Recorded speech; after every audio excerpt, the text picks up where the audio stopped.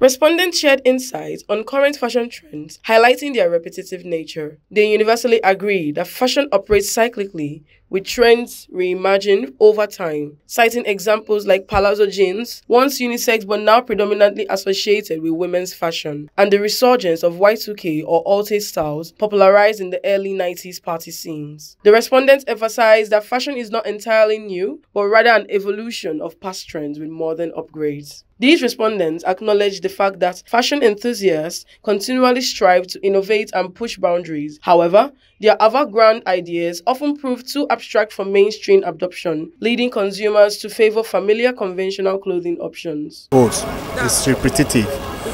Yes, that is what I believe the fashion is. It's supposed to be a change. That should be decent dressing. When I'm talking about decent dressing, dress normal, not that you dress half naked.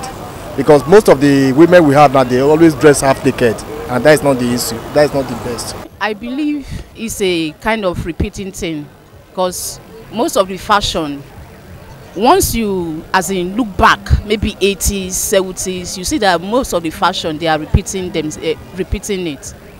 For me, it's okay, but I think they should at least work on it, so that at least it will be more better compared to those days. However, one respondent, who is divergent from the consensus, argued that despite superficial similarities between old and new fashion trends, significant differences exist in terms of decency and style. According to this respondent, these distinctions render the new trends unique and invalidate claims of fashion's cyclical nature. Another one appreciated the cyclical nature of fashion, noting that it fosters cultural sustainability by reviving and reinterpreting traditional styles. However, they stressed that this cultural preservation relies on thoughtful and tasteful adoption, where classic elements are worn respectfully and modestly. It's been repeated in the sense that most of the fashion we see now has been on ground, but I think the one we're having is just a modernized pattern.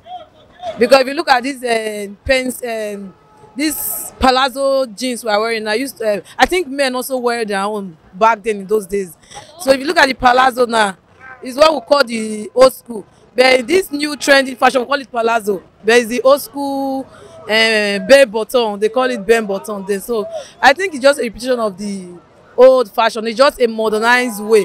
I say when it comes to fashion, I am someone that tends to wear anything that is comfortable for me. So whether old fashions are becoming trends now or people are wearing new clothes, I think as a human being, whether it's an old fashion or new fashion, just try and wear what's comfortable for you. Some respondents remain indifferent to fashion trends, prioritizing comfort above style, regardless of the current trend. However, they express hesitation towards adopting new styles due to concerns about potential discomfort. It's something they repeat because in the 90s or so, and it's still here. So it's something they repeat. It's not a new thing. Ultimately, individual preferences shape our relationship with fashion.